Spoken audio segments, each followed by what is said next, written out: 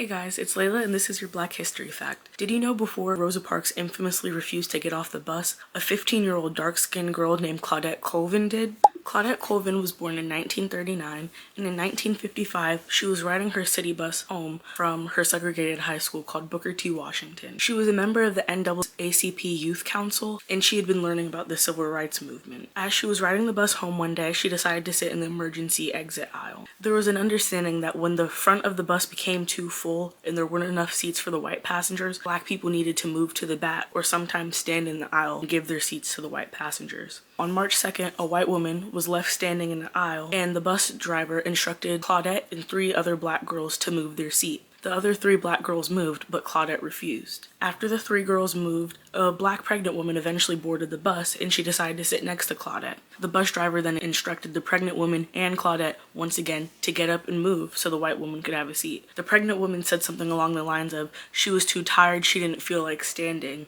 and that's when Claudette reaffirmed that she was not going to move. So then the bus driver calls the police. A Black man moves back so the pregnant woman could have a seat, and Claudette still didn't move. So at the age of 15, they forcefully removed her from the bus. Claudette's case was dropped by several civil rights activists for several reasons. She was pregnant and underaged and unmarried, a dark-skinned girl, she didn't have good hair. There were a lot of colorist ideals that took place in her story not being heard and her case not being fought for. It was believed at the time that if she was to become the face of the movement, the white press would get a hold of it and she would never even stand a chance.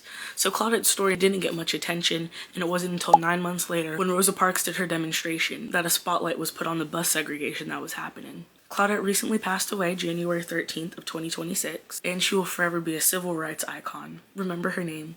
Thank you.